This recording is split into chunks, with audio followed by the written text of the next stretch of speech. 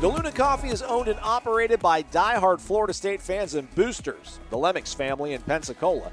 So cut them some slack for their Hurricane blend. No green and orange, and it's definitely not all about some random letter in the alphabet.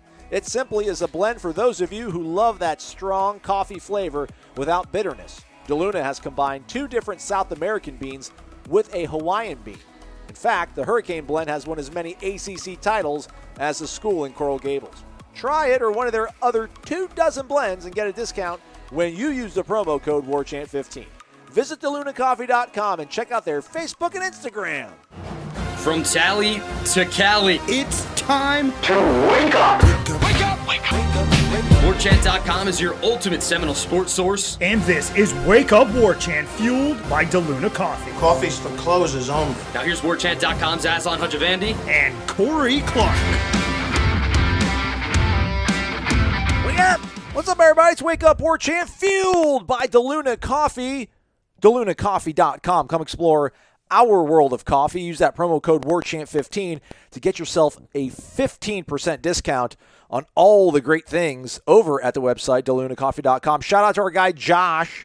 Tweeted at us and the show. The wife, she has a name, Amy, he says, and I received our first order of DeLuna Coffee in Knoxville today. We enjoyed a nice cup of voodoo in our new sweet Warchant tumbler to get us going this morning. Hashtag Go Knowles provided a photo with he and Amy.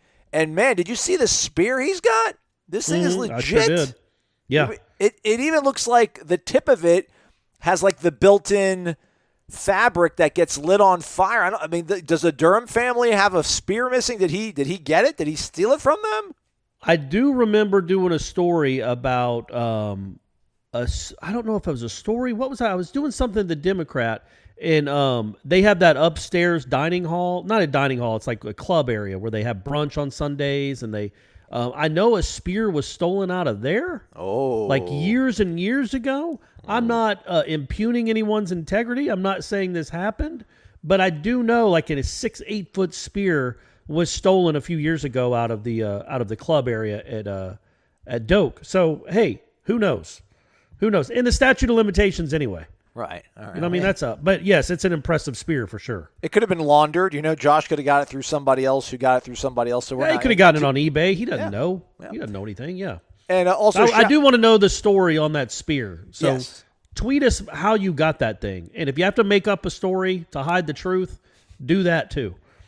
Also, shout out to Chad. He goes by Noel Daddy 65. Great start to this Father's Day weekend. Has a photo of his tumbler, which I assume is filled with delicious DeLuna coffee. Great start to the Father's Day weekend. Hope all the Warchant dads have a great one. That'd be all y'all. How was your Father's Day? How'd things go with you? So Father's Day fell on Brady's birthday this year? Yeah. Yep. Crazy. Brady became a teenager on my I guess it was my 13th Father's Day. There we go. And then he becomes a teenager on the same day. So yeah, had to share the limelight a little, but that's fine. He was excited to give me his present, which was a new baseball glove. Ooh. Because the one I had broke completely. The pocket was ripped out. So yeah, I got a new baseball glove. So he wrote me a really sweet card. So that was nice. His handwriting, I'll be honest, still looks like an 8-year-old wrote it. Maybe a 5-year-old. I think he had like a backwards E in there. It wasn't encouraging, the handwriting, but the sentiment and the message was very sweet. So is he throwing heat? I mean, if he's busting up a glove, I mean, he must be throwing some. He's got some velo then, right? He's got an arm on him. Yeah, he throws pretty hard for his age. You know, he's not Nolan Ryan or anything, but he throws pretty hard. And I think it's an old glove, like it's a 20-year-old glove that I used to play softball with. And eventually, it just that leather can't hold, buddy. The leather can't hold. All right, you know what can hold is traditions. WarChant.com remains your ultimate Seminole sports source. Promo code WarChant30. Hit the thumbs up button for everybody listening to us on YouTube. 5-star rating and a review. And one of the longest living franchises on this glorious website, the preseason top 40, the 2021 edition, Corey. We dropped 40 through 31, I think, on Friday.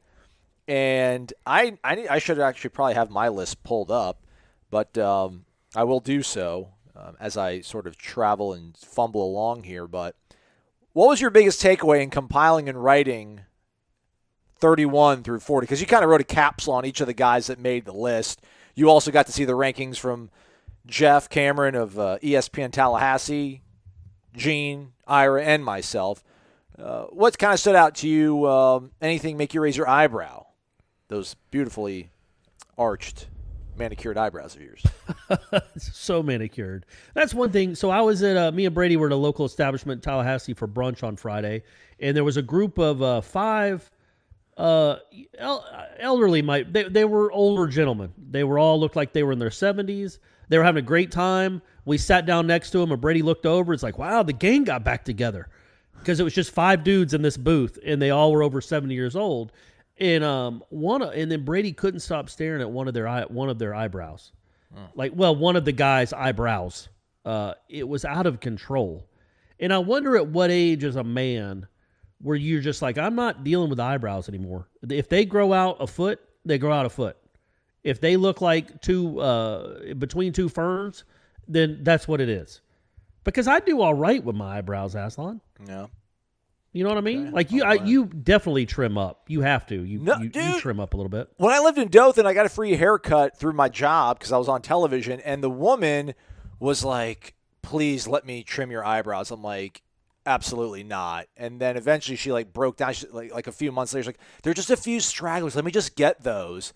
I'm like, fine, whatever. Man, she busted out a comb, and she was like, she was shaping them. I'm like, what are you doing? This looks ridiculous. So now they're bushy, and there's a couple stragglers that actually will poke me in my eye. They get really long, but I let it ride, man. I trust the way I was programmed when I came out the womb. Well, just when you get a little older, man, you got to everybody listen to this. Clean it up a little. Like, we're all gonna have stragglers. Mine are nothing to look at either, and we're not gonna manicure them or paint them on. But these looked like animals. Like just something had been trapped in his eye. Anyway, so yeah, that's the eyebrows that got me on that topic. Great brunch, by the way, at the place I was at. But the thing that struck me, Aslan, to get back to your original question, which I don't think was about eyebrows, is that, man, the cupboard isn't bare necessarily. It's just really unknown and unproven. It is an unproven cupboard when you're looking at those 10 that I had to write recaps on, because I wrote the first installment, 31 to 40. There's not a lot that's been accomplished at the college level for any of these guys. And the bigger question, because I think that would be the case for a lot of schools that were doing this. If you're doing the from 31 to 40, obviously a lot of them are going to be guys that haven't played a lot. But the difference is we don't know that many of these guys can play. That's what kind of opened my eyes a little bit. It's like, man, they better hope their starters stay healthy and are as good as we think and these transfers are as good as we think they are, because you're looking at like DJ Lundy, Derek McClendon. They might end up being really good players, or they might end up being nothing. We have no idea, and these guys are in the top half of the roster. So that's a little troubling. What does it mean that, again, there's 5 of us on this panel, and there isn't one single player in this first installment that all of us have in the top half of the roster? And there's some of these players, there's 3 of us don't have them ranked, right? Yeah. Some of them, 2 of us don't have ranked. But there's not – of these first 10 that we rolled out, there wasn't a consensus that all of them are – one of the 40 best players on this roster. What does that mean? Do we need to adjust anything accordingly, or is that just because we have 5 dudes with 5 really radically different sort of viewpoints and experiences? No, man, I think it's just hard. It's hard this roster is hard to know. I looked it up. I think it's 14. It's either 14 or 15 of the top 40 are transfers. Did not start their careers at Florida State. Well, that's 40% of the guys we're choosing from. And then the other guys are not many of them are proven. Like, who's the most proven Florida State player out of those 10 that I wrote about? Emmett Rice for sure, right? Yeah. But then we don't even know what his health status is. Absolutely. Like, Emmett Rice would probably be a top 15 guy if we knew his health was 100%, if we knew he was even going to play. Right. But we have no idea about his status, his timetable, if and when he'll return. So he's in the 30s. Everybody else, from Knowles to Deloach to Portier, Brandon Moore, Babyon, like, it's just guys that you haven't. Brandon Moore's done some stuff at the college level, but not at Florida State. So I think it's such an odd roster. It's unlike any real roster. Like I've said, that 14 of the top 40, 15 of the top 40 are transfers. In 6 of the, I'm not going to give anything away, but as you guys could probably understand, there's quite a few transfers that are near the top of the list when we get to those final 10, the top 10 on the roster. So it's just a roster of so many unknowns. And when it's unknown and unproven, there is going to be, I think, I'll have a guy that's I don't even rank that somebody else will have in the 20s. I'll have a guy in the teens that somebody has in the high 30s, because it's just so much unknown with these guys. So much unproven. Right there, so you and I did not vote for, didn't have Deloach nor Lundy in our top 40. So you and I both didn't rank them, and they both made the top 40. Lundy came in on the composite, if you will, at 37 at a tie. And then Deloach is 33rd. Like, Jeans has him in the number 27. Ira has him 29th. You and I don't even have him ranked. Right. I don't have him ranked because, like, linebacker, you have to be a really phenomenal athlete, football player to make an impact in this day and age, I think, playing linebacker. So much of it now is pass rushers. And I know when I think about linebacker, I think about guys playing inside the tackle box, not coming off the edge. I think you're a defensive end more than anything, even when you're, you have that sort of hybrid role. So, like, you have to be a really special kind of cat, I think, to be able to make an impact at the linebacker position. And Deloach has had opportunity. I mean, we've talked about linebacker being such an underperforming position. And, I mean, he got an opportunity a little bit once Emmett went out, but I didn't see anything all that sort of, eye-opening that happened. So that's why I didn't put him in my 40. Not that I don't think he'll be a good piece of depth, but I just don't think depth gets you into the top 40. I mean, why did you leave him out of yours? Yeah, same thing. Nothing's been, just hasn't proven anything at all. Again, this time next year, he might be in my top 20. He might have a nice 2021. But I don't trust these linebackers. I think Emmett Rice is the best one on the roster, and he can't play right now. There's Amari Gaynor still has a lot to prove. Now, he's higher on the list, but he's still, you would say he's probably the guy that we all agree on the most, and it's still all over the place with him. Because we just don't know. He hasn't proven anything, and that's the state of this roster. Now, it was an odd season, and there were only 9 games, and some of these guys only played in a couple and weren't healthy when they did. So this is the year they can prove some stuff. But I think that's it, man. I think Deloach, I don't know what he had, 12 tackles. Nothing that really made you say, wow, that guy could be 10. A player. But there weren't many that did. Yeah. So I get you got to put somebody in the top 40. And I think when you look at him, if he can take a leap and become a solid college football player and a contributing piece of this team, especially at that position, then yeah, he becomes important, vitally important, because they got nothing proven there. Dix and Lundy, okay, sure. Dix had some moments, not many. He got to play a lot, though, and that experience should help, but we don't know how good he's going to be. We certainly don't know what Lundy's future holds. And then Deloach, I think, is in that same. I mean, Deloach is more athletic, I think, than those two guys, but we don't know what he's going to be. So, it's hard to rank him high when he's got 10 tackles or 12 tackles in his career. I had Bavion, I think, ranked the highest I did out of the entire panel. I had him at 28th. Gene had him 34th. Ira had him 38th. Jeff did not rank him. You didn't rank him either. And then part of me was like, oh, man, I hope I ranked other offensive linemen highly too then, which I did. I went very high, very heavy on offensive linemen. Bavion's been around a bit, man. Do we just think he's going to kind of be the odd man out? We think Gibbons and Lucas, and maybe, I don't know, like, do you think Schrader, if he's healthy, is a guy that can maybe see action in front of Bavion? Is Bavion the inverse almost of this? Like, we've seen plenty from him. Right, exactly. He is proven, and that's why he's ranked kind of where he's ranked. Now, he that doesn't mean he can't be a solid contributor. Again, he can be the swing guy. He can be a backup at multiple positions, and it's offensive line. Nobody stays healthy. Nobody has a run of 11, 12 straight games with the same 5. Especially in the interior there. That can be really rough to stay healthy. So he has a chance to play, and that's a valuable commodity to have a backup with that kind of experience. But he's a backup for a reason, right? Like, he's had plenty of time to establish himself. He's a sixth-year senior that still doesn't have a cemented starting role on this team. So I think he's ranked about right. He's an okay player, man. He's an okay player that maybe in a pinch could come up big for you, and you at least feel confident that you know what you got if one of the guys in front of him goes down. He's not going to embarrass you. And that wasn't good enough to be played in your before. top 40, though? I mean, it sounds No. like somebody that would be in the top half of the roster. No. Okay. Look, maybe he finished 41 on my list. Who knows? Okay. He was in other receiving votes. He was Right. receiving votes, but he didn't quite crack my top 40. I gotcha. Fair enough. How about Brandon Moore? I didn't put him on my list. He's a transfer from UCF with a very nice resume. You had him 24th, highest out of everybody.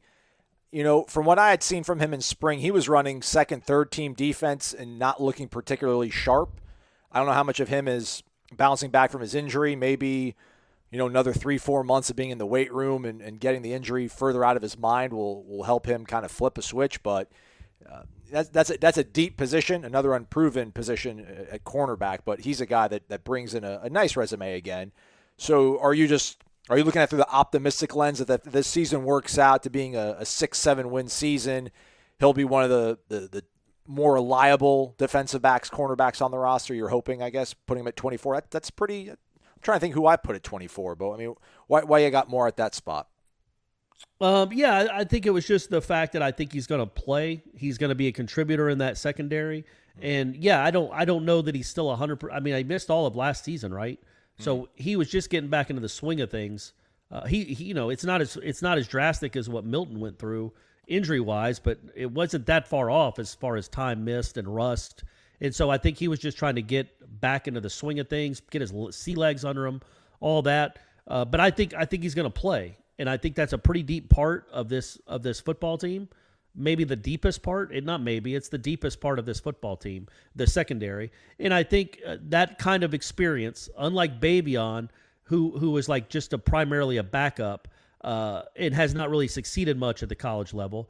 This guy has succeeded at the college level, and I think it's a valuable commodity to have somebody like that with experience that's going to push the other guys, and should play some too. I mean, they're going to be playing a lot of four wides offenses. So I think Brandon Moore will be on the field a decent amount, and I think that experience helps. Experience, leadership, whatever you want to call it. I think that'll help a little bit. But again, it's 24. He's not 4. And you got to rank these guys in some order. It's really hard to quantify like how important Brandon Moore is compared to how important Steven Dix is, or Brady Scott or Robert Scott even. Like it's pretty hard. It's once you get past the top 10 or 12, from anywhere from 15 to 35, I think they're all almost interchangeable. All right, that said, then let's go ahead. Let's look at our top 40s. Corey's top 40 and Aslan. How did we do this in the past, Corey? Like, did you go 40? I went my 40. You went 39. But nonetheless, I went 40. I went Thomas Schrader. Now he's a guy that falls into the Emmett Rice category. We have no idea his health status going into the season. He got air casted, carted off, I think, third day of practice. It was the first practice that I had seen, and it was like the last rep they did of 11 on 11. That would be simply if he actually had a bone break as opposed to ligament damage. But with a bone break, I mean, you're out 4 to 6 months, and you're kind of, you're on the mend and you're ready to go. So that would kind of set you in line when that was March, being able to come back late July, August, best case. And you're an offensive lineman, so you can kind of bounce back from that a little bit better than a skill position guy. So I think he's another dude that would be involved in the mix. So I have him at 40. 39, I got Byron Turner, a freshman, because they need somebody. The defensive lineman, there has to be somebody else besides Kier and Jermaine, and maybe he's kind of a sneaky guy that we're not talking about right now. Who do you got towards the bottom of your list? I got Kevin Knowles. Okay. At 40. Now, he was one of the more impressive guys in the entire spring game, maybe the most impressive on the defensive side of the ball. He was really good. And I think everybody had him ranked somewhere. Some he had much higher than that. But, yeah, I was impressed with what he did in the spring game. I just wonder, as a true freshman, how much he's going to play, because like we talked about, there's a lot of competition there. But I like the dude. He's got a little what for to him. DJ Williams, the running back at Auburn, I probably should have him a little higher. from Auburn. I should have him a little higher because I do think he's going to play a good bit. He's a third running back, and I think they will use him. And if there's an injury at all, he'll factor in quite a bit. I just, again, when you're talking about what's the most important part of this football team, a third string running back isn't somebody that leaps to mind. But he could have a nice role on this team. He whether it's short yardage, whatever it is, getting the tough yardage, giving Corbin a break, whatever it may be, he should have a role on this team. And then 38, I had Demore Tate, the forgotten Demore Tate. Yes. I don't know if anybody else had him ranked. And he's one of those guys that, again, is kind of out of sight, out of mind, because he just, he was the highest rated recruit they had the one year, but we've never seen him in person. Like, does he exist? Is he a mirage? We haven't really seen him do anything. But again, I'm kind of throwing a lot of stuff at the wall when it comes to the DB room, because some of them are going to play, and a lot of them are going to play, in fact, and whoever does play is going to be really important. And I feel like Demore Tate, perhaps, if he can work himself into that lineup and showcase the skills that had him ranked so high, and that had both Willie and Norvell, when they talk about him, seemingly high on the kid, then maybe he can be a bit of a difference maker in his first real year in college football. I had DJ Williams 31st, Demore Tate 32nd on my list, and then I had Kevin Knowles at 35. All right, so we're like-minded. We're spitting around the same names. We're all spitting the same names out. I just think DJ Williams, if he is your third string running back, I just think at some point he'll probably be your second string running back. Yeah. Just due to injury, and then maybe he, converts a couple third downs and helps salt away a win against Louisville, and then you're kind of like, hey, that was an important part of the winning formula that day, so he deserved a spot in the top 40. Have you looked at anything and you're like, what was I thinking? What was I thinking looking at this list right now? I put Wyatt Rector 37th. Did anybody else rank Wyatt Rector? I don't know why. I don't think he's on the list, anybody else's list. Yeah, I don't know. I assumed somebody probably put Jordan Wilson, so I just wanted to be a contrarian and be like, all right, you guys want to go second string tight end? I'm gonna go with the other guy then. Just like, what if he has some trick play and he ends up throwing a touchdown pass in a game, and I don't know. So I thought that's probably crazy, though. But anyhow, so 31 through 40 for me. DJ Williams, 31st. Demore Tate, 32nd. Grotehouse, 33rd. That's probably way too high. McClendon, 34th. Knowles, 35th. Wren, 36th. Is Corey Wren somewhere on your list, Corey? Yeah, he's 31 for me. Okay. So I'll start with him. I had him at 31. Again, his speed plays. You can see that he's got pretty electric speed, and they need that. So you just got to imagine that they'll figure out a way to get him involved somehow, some way, even if it's 10 or 12 plays a game. In some capacity, he needs to be on the field because it's just elite speed, and they don't have a ton of that. Derek McClendon, 32, mainly because some defensive ends got to make plays besides Jermaine Johnson. Brady Scott, again, veteran lineman presence, will probably play at some point. True Thompson, you're hoping for something there. All right. Portier, again, he's got the requisite size. And you just wonder if it translates and he can make an impact at receiver.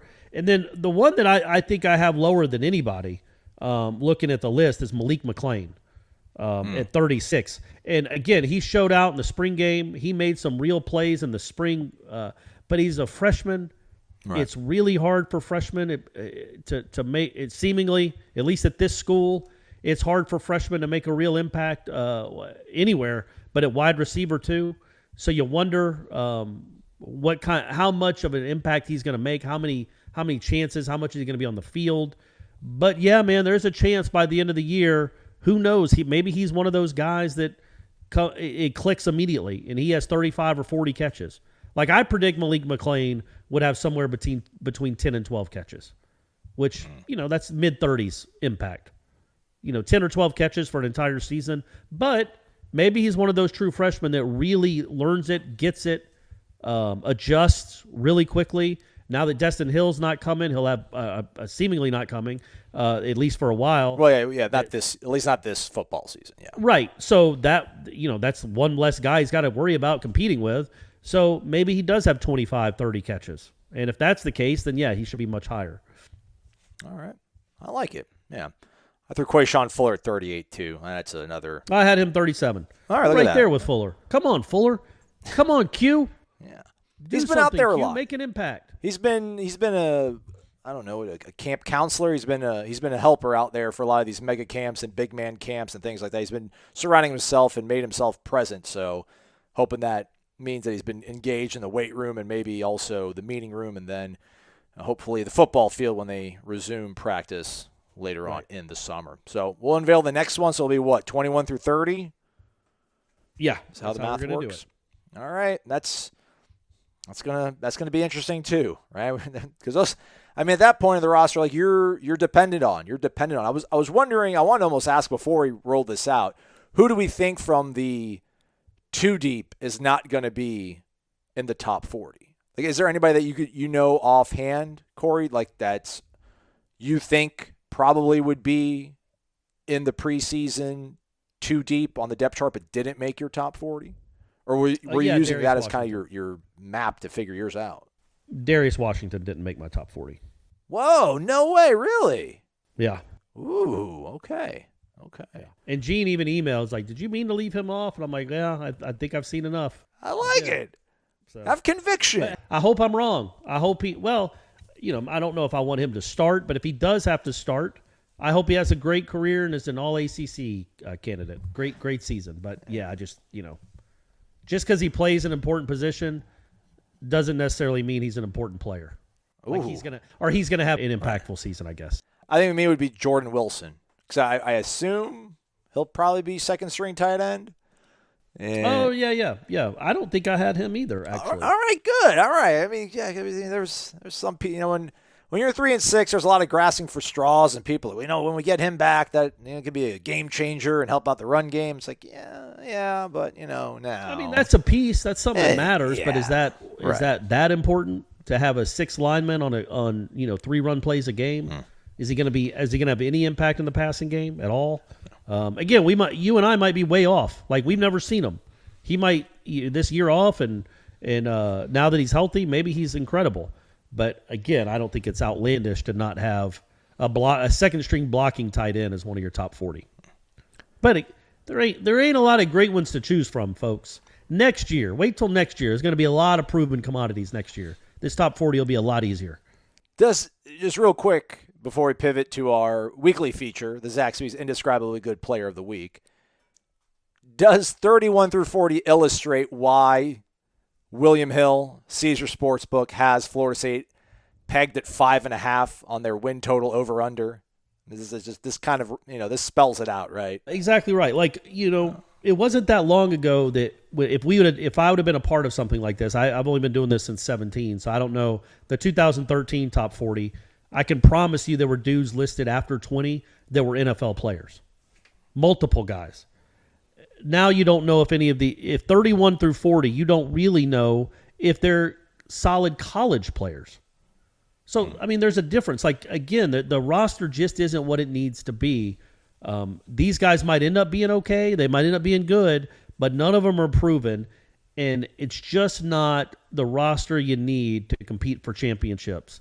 But it's building. We all hope it's building. But, yes, it's pretty indicative of the issues you have. And really, frankly, like I said, like 2 of the top or whatever it is, half of probably the top 20. I'm not giving anything away, but half of the top 20 players on the roster are transfers. So that's the recruiting that's been going on. We're all hoping that it levels out and becomes really good again at the high school level, but right now you're working with a roster with a lot of unproven commodities or proven commodities, but at other schools. So yeah, it makes sense that you come off a 3-6 season, you lose 4 or 5 guys to the draft off that team. And then now, so 5.5. I wonder, don't you think most people bet the over on that, though? Yeah. I think that'll go up to 6.5 by the time the season starts. The clutch shot, the biggest hits. It's time for the Zaxby's Indescribably Good Player of the Week. All right, here we go, Corey. I think this is it. This is unanimous. It's Terance Mann. He is the Zaxby's Indescribably Good Player of the Week. I'll let you rattle off all the stats. For me, it's just, seeing him with the tip-in dunk, I think that was like his 10th point in the first, 5 minutes of the game. Where did this come from? Could you and your this is truly indescribably good, especially when I don't know. I don't want to besmirch what he did for Florida State. He was a great player for this program, but never would I have thought that he would become this. In this moment in the NBA playoffs, it's amazing. Terance Mann, my Zaxby's indescribably good player of the week. And that's the thing, man. It's like, yeah, we've talked about him repeatedly on this show, and I've written about him. Like, he's proven now that he is a legit NBA player. He had proven that before Friday night. But you could be a legit NBA player and not go for 40 in a deciding game. Like, a lot of great players have never done that. A lot of great players have never scored that many points in a closeout game without your best player. So that's what's. I'm not surprised that he's getting minutes, and I'm not surprised that he's contributing and an effective player. Like, his plus minus in the series, even before that game, was the highest of any player on either team. Like, every time he played, they were plus 10 or 12 points. And they lost their first two games when they didn't play him. And then all of a sudden they started playing him, and they won games. It was the same thing that happened against the Mavericks. They start playing Terance, and he does all these. That's the thing. He does like the usually it's the things that don't necessarily show up in the box score. It's the intangibles. It's the closing out on a shooter. It's creating a bad pass that leads to a turnover. It's deflecting a rebound to one of your teammates. It's a tip dunk. It's things like that that don't necessarily scream off the box score. That's what he's always done. Like, he scored over 25 once in his career at Florida State. One time.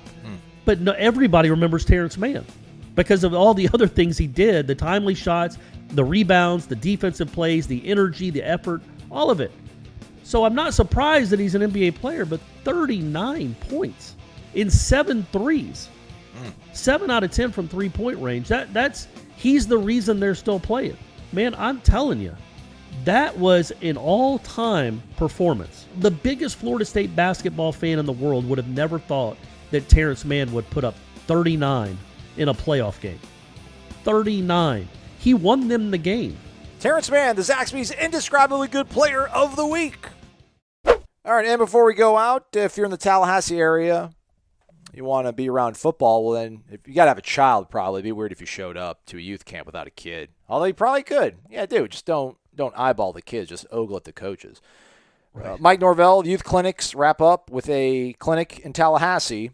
Fortunately, you're not here, Corey. You could have had Brady go through it and get his first official offer. Get that scholarship mill start churning. Well, you saw the gun, Aslan. Oh, yeah. 25 yards that kid was throwing. And he wanted to tell everybody about it. Tight spiral. Yeah, the problem is he's going to have is the same problem I have, small hands. And so it's hard for him to get a real grip on that football. But yeah.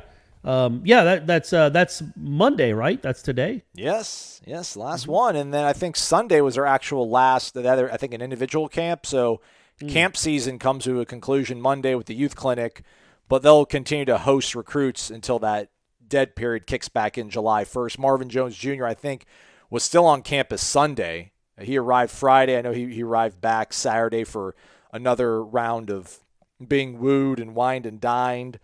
I don't know if Senior was with him, but he showed up in the slingshot with Norvell.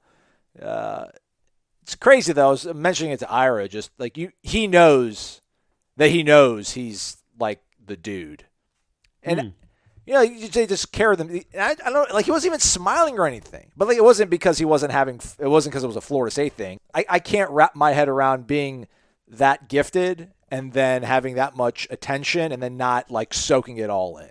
Like it didn't seem like it was a particularly thrilling feeling, like having all these coaches out like backslapping you and, hey, welcome, look at here, he's finally here, it's been a long time. Like David Johnson is like 50 yards away just like doing bird calls like, woo, woo, woo, like just going nuts. And he's just, he's like, yeah, what's up, everybody? I'm here. It's like, come on, man. You can have a little bit of fun with this Marvin Jones Jr., but as long as he signs and comes to Florida State, that's all that matters. Could it be exhausting? Is it exhausting being awesome, Corey? I'll let you go. Yes, I can imagine that instance, especially when your dad is who he is. So you know the game probably better than most kids, so it doesn't impact you. I mean, literally every time he's walking around with his dad and a Florida State fan recognizes him, it's like the Coming to America when they see Prince Hakeem coming out of the bathroom. Right. It is you. That's what he must see all the time. So he's kind of probably used to that. I do think it's interesting though, and Ira was bringing this up because I didn't see the I didn't see him pull up, but you and Ira did in Austin, who's just camped out there. Yes, Austin Cox, shout out. My man. Geez, welcome to the party, pal. Like his first month is the busiest month in recruiting in Florida State history. Austin, our new employee at Warchant. So, but Ira was talking about how they're still really recruiting him. Like it's not like they're not recruiting him as if he's already going to sign, that he's a legacy. Yeah. They're recruiting him hard as if he's his own person, and he's Marvin Smith. And I remember Jimbo talking about, it was Carlos Williams. So Vince was already on the team. Carlos was already the 5-star super duper recruit, but Vince was already on the team, and everybody knew Carlos was going to Florida State anyway. And Jimbo still told him at the beginning of the recruiting process, like probably February of his junior year, I'm still going to recruit you as if I have no idea you're coming here. We are going, and you're going to have to tell me to stop communicating with you. Otherwise, you're going to hear from us all the time. We are not taking you for granted. We are going to recruit you as if we have no idea where you're going. I'm going to recruit you as hard as I am anybody else, even though we both know you're going to end up here. And I think that goes a long way, man. Recruit that kid like he means something. Don't take it for granted that he's a legacy and his last name, and he has that name, so he's definitely coming. Go recruit him. Go make him feel special. Now, you're saying he wasn't, doing cartwheels and smiling from ear to ear, but I'm sure that just the whole couple of days made him feel pretty special. And I wonder if I don't even think Senior was there. Yeah. Which is probably good, right? Right. Like, let him be his own guy. Like, on the official visit, Marvin can come. Sure, he should come. But on this, let him be his own guy. Let him be recruited for being him and not have some of that attention taken away from maybe the best defensive player that's ever played at Florida State. Yeah. No, they took photos, like Austin and I think maybe Ira was back out there. They took photos of him on Saturday, and you could see him smiling. So there you go. Yeah, it was funny. Like at first, you just feel like, I don't know, maybe you're over. I don't know, maybe the slingshot's not that comfortable. Maybe he was a little bit uncomfortable riding up in the slingshot, And he's like, all right, let's get me inside some AC right now. It's 95 degrees. Stay connected to warchant.com for any by the way, I updates was with gonna Marvin say, Jones Jr. Corey, yes. Was that that was the easiest? It's also the most indescribably moment we've had so far in our indescribably great players. Like, we all know Sandra Cott can pitch. Yeah. That's not that big of a surprise. Elizabeth Mason, she hits home runs in the postseason. That's not indescribable. Watching Terance Mann drop 39 and lead a 25-point comeback in place of Kawhi Leonard was indescribable. I was having an out-of-body experience.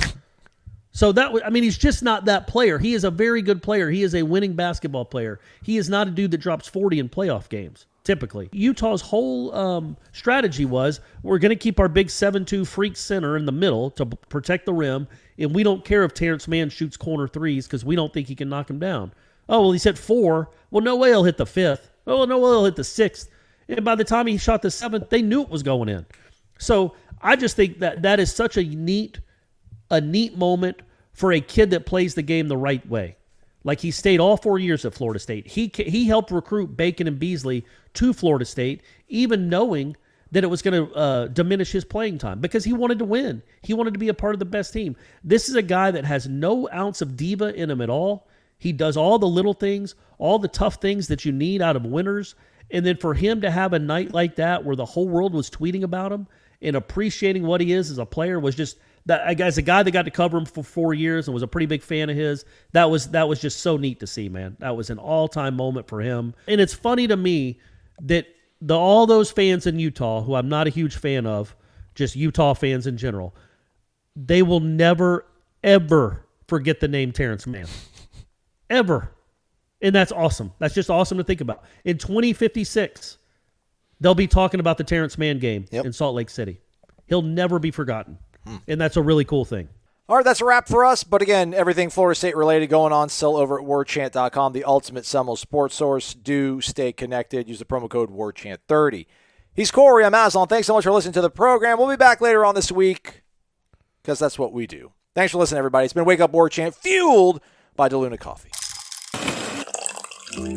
Come explore our world of coffee. DeLuna Coffee features over 24 different blends. DeLuna's unique roasts can be delivered ground finely for drip coffee makers, coarse for the craft crowd, untouched as a whole bean, or even in convenient K-cups. Founded in 2014 by the Lemmix family, Ed and Brett are FSU alums and boosters who are extending a special offer to all listeners. Use the promo code WARCHANT15 for a 15% discount. Visit DeLunaCoffee.com and check out their Facebook and Instagram.